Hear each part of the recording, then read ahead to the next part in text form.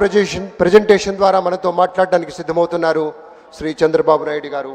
వీక్షిద్దాం వారి దూరదృష్టి, వారి పాలనా పరిపక్వత ఏమిటో.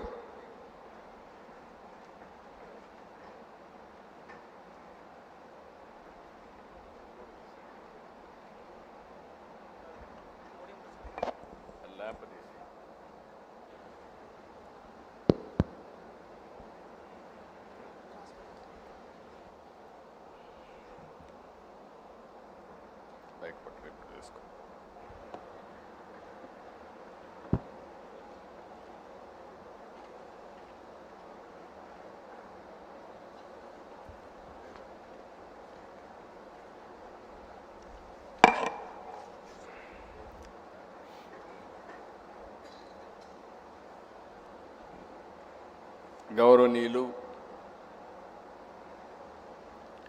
మిత్రులు, రాష్ట్ర ఉప ముఖ్యమంత్రి, జనసేన అధినేత శ్రీ పవన్ కళ్యాణ్ గారు, బీజేపీ రాష్ట్ర పార్టీ అధ్యక్షురాలు, గౌరవ పార్లమెంట్ సభ్యురాలు పురంధేశ్వరి గారు, గౌరవనీయులు నారా లోకేష్,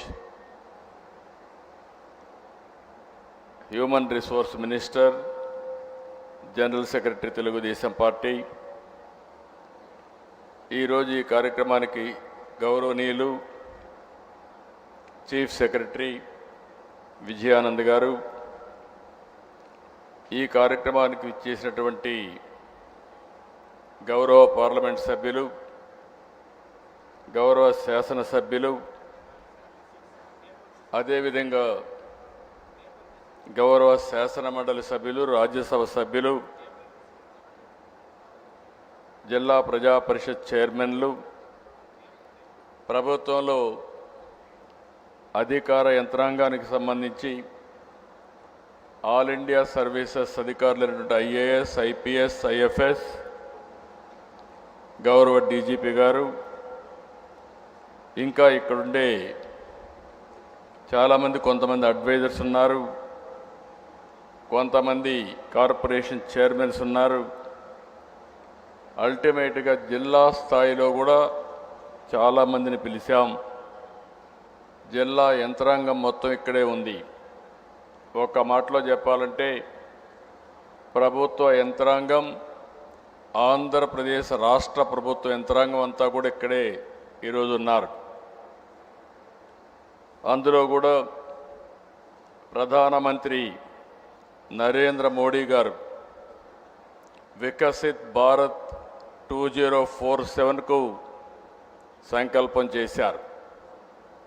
మనం కూడా స్వర్ణ ఆంధ్రప్రదేశ్ విజన్ 2047ని రూపకల్పన చేసుకున్నాం. అయితే ఫస్ట్ ఇయర్ మనం కంప్లీట్ చేశాం. ఈరోజు అందుకనే సుపరిపాలనలో తొలి అడుగు అనే కార్యక్రమం కింద మనం ఇక్కడ సమావేశమయ్యాం. ఎప్పుడు కూడా ప్రభుత్వ పాలన అనేది, ఈరోజు ఇక్కడ మీరు చూశారు, మేము ముగ్గురు 3 పార్టీలు ఇక్కడ ఉన్నామంటే దానికి కారణం ప్రజలు అధికారం ఇచ్చారు. ఈరోజు ఒక పొలిటికల్ గవర్నెన్స్ కింద మేము ఒక ఎలక్షన్ మేనిఫెస్టో ఇచ్చాం. అందులో సూపర్ 6 చెప్పాం, ఎన్నికల ప్రణాళికలు చెప్పాం. ప్రజలు ఆమోదించి 94% ఈ కూటమి అభ్యర్థులు గెలిపించారంటే అది ప్రజలు ఈ కూటమి పైన పెట్టుకున్నటువంటి అభిమానం అని చెప్పి కూడా మీకు తెలియజేస్తున్నా. అదే సమయంలో యాస్పిరేషన్స్ ఉన్నప్పుడు ఆ యాస్పిరేషన్స్ ఫుల్ఫిల్ చేయాల్సిన బాధ్యత ప్రభుత్వ యంత్రాంగం, ప్రజాప్రతినిధులపైన ఉంటుంది. ఆ విషయాలే ఒక్కసారి మాట్లాడుకుని, ఇంత మునిపే మిత్రులందరూ మాట్లాడారు. ఈరోజు కేంద్రంలో ఉండే ఎన్డీఏ ప్రభుత్వం, రాష్ట్రంలో ఉండే ఎన్డీఏ ప్రభుత్వం డబల్ ఇంజన్ సర్కారు వల్ల ఏ విధంగా అభివృద్ధి సాధ్యమో ఈ ఒక్క సంవత్సరంలో మనం అది కొంతవరకు చేసి చూపించాం. అస్తవ్యస్తమైన ఆర్థిక వ్యవస్థ. కనీసం కేంద్రం సహకారం లేకపోతే ఊపిరి కూడా పీల్చుకోలేని సందర్భం. ఆ రోజు ఎన్డీఏ ప్రభుత్వం చాలా స్పష్టంగా చెప్పాం, విధ్వంసం నుంచి రాష్ట్రాన్ని కాపాడతాం, అదే మరి పునర్నిర్మాణ దిశగా ఈ రాష్ట్రాన్ని ముందుకు తీసుకుపోతామని చెప్పి ఈ ఒక్క సంవత్సరం తొలి అడుగు మాత్రం నేను ఒకటే మీ అందరికీ విజ్ఞప్తి చేస్తున్నా, ఏదో అన్నీ చేసేసామని నేను చెప్పడం లేదు, కానీ ఊహించిన దానికంటే ఎక్కువ చేయగలిగాం. ఈరోజు మీరందరూ ఊహిస్తే నేను 4వ ముఖ్యమంత్రి పదవి నాకు కొత్త కాదు. ఇంకా క్లిష్టమైన సమయాల్లో ముఖ్యమంత్రి అయ్యాను. ఆర్థిక వ్యవస్థ 95 అయితే చిన్న భిన్నమై జీతాలు కూడా ఇవ్వలేని పరిస్థితి ఉంటే ఆ రోజు ఆనాటి ప్రభుత్వాన్ని సమర్థవంతంగా నడిపించడమే కాకుండా అన్ని విషయాల్లో మనం ముందుకు తీసుకుపోగలిగాం. 99 నేనే ఉన్నాను కాబట్టి పెద్ద సమస్యలు రాలేదు. 2014లో రాష్ట్రం విభజనై కూర్చోవడానికి ప్లేస్ లేకపోతే ఇక్కడ నేను వచ్చాడు బస్సులో కూర్చొని పరిపాలన ప్రారంభించాం. అక్కడి నుంచి నిలదొక్కుకోవడానికి దేశంలో ఎక్కడా జరగని విధంగా 13.5% గ్రోత్ రేట్ CAGR సాధించి రాష్ట్రాన్ని ముందుకు నడిపించాం. 2019 నుంచి అన్నీ మనం చూసాం. కష్టాలన్నీ మనవాడు చెప్పారు, నేను ఆ విషయాలకు పోవడం లేదు. ఎక్కడ మన ప్రయాణం ప్రారంభమైంది, ఏం చేశాం, ఏం చేయబోతున్నామో అవన్నీ కూడా ఒకసారి సమీక్ష చేసుకోవడానికి ఈ కార్యక్రమం పెట్టాం. ఈ కార్యక్రమానికి వచ్చిన మిమ్మల్ని అందరినీ మనస్ఫూర్తిగా అభినందిస్తున్నాం. ఇప్పుడే మన నాయకులు చాలామంది చెప్పారు.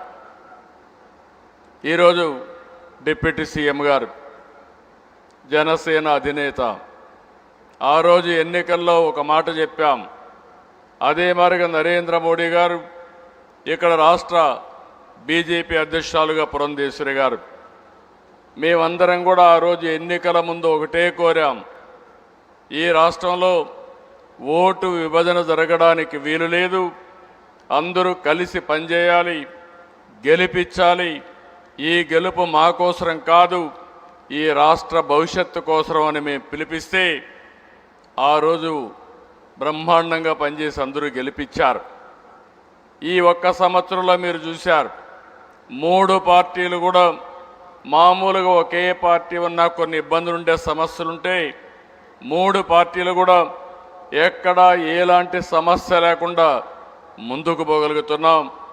అలాంటి సహకారాన్ని అందించినటువంటి డిప్యూటీ సీఎం పవన్ కళ్యాణ్ గారికి, పురంధేశ్వరి గారికి, బీజేపీ నాయకులకి, కేంద్రంలో ఉండే ప్రధానమంత్రి నరేంద్ర మోడీ గారికి మనస్ఫూర్తిగా ధన్యవాదాలు తెలియజేస్తున్నా, అభినందనలు తెలియజేస్తున్నానని చెప్పి నేను మీకు తెలియజేసుకుంటూ, ఇప్పుడు ఒక్కసారి నేను ఒక ప్రజెంటేషన్ ద్వారా మీ అందరికీ ఎక్స్ప్లెయిన్ చేస్తున్నా.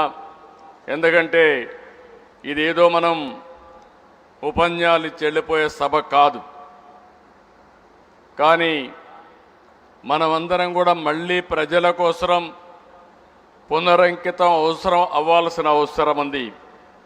ఇక్కడ ఎంపీలు ఉన్నారు, ఎమ్మెల్యేలు ఉన్నారు, అదే మరిగా ప్రభుత్వ యంత్రాంగం మొత్తం ఉన్నాం. మనం అందరం అనుకుంటే, అందరం కలిసి సమిష్టిగా పనిచేయగలిగితే ఏదైనా సాధ్యం. అలాంటి విషయమే మీ ముందర నేను ఉంచుతున్నా. అన్నీ ఉన్నాయి, కానీ దాన్ని డెలివర్ చేసి ప్రజలకు ఎప్పటికప్పుడు ఆ ఫలితాలు అందించే బాధ్యత మనందరిపైన ఉందని చెప్పి నేను మీకు తెలియజేసుకుంటూ, ఈ ప్రజెంటేషన్ అయిన తర్వాత మీకు ఏదైనా డౌట్స్ ఉంటే అడగండి, అవి కూడా చెప్తాం. అదే మరిగా అధికార యంత్రాంగాన్ని ఒకటే కోరుతున్నాం, ప్రజాప్రతినిధులు ఒకటే కోరుతున్నాం. మన మీద ఒక బాధ్యత ఉంది.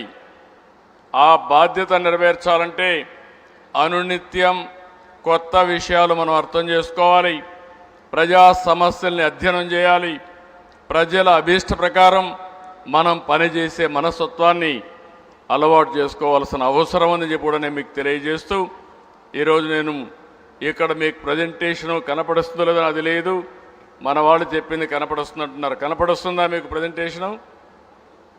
Okay, agreed.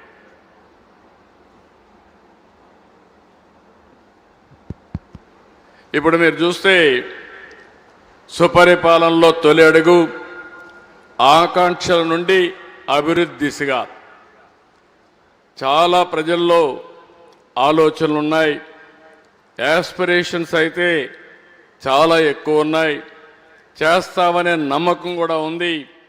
కానీ ఇబ్బందులు కూడా అదేవిధంగా చాలా ఇబ్బందులు ఉన్నాయి.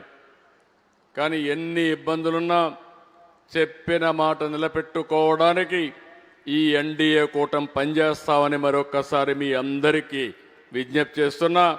అది చేసే బాధ్యత ఇక్కడే యంత్రాంగం పైన ఉందని చెప్పి కూడా విజ్ఞప్తి చేస్తున్నాను. నెక్స్ట్, ఈరోజు మీరు చూస్తే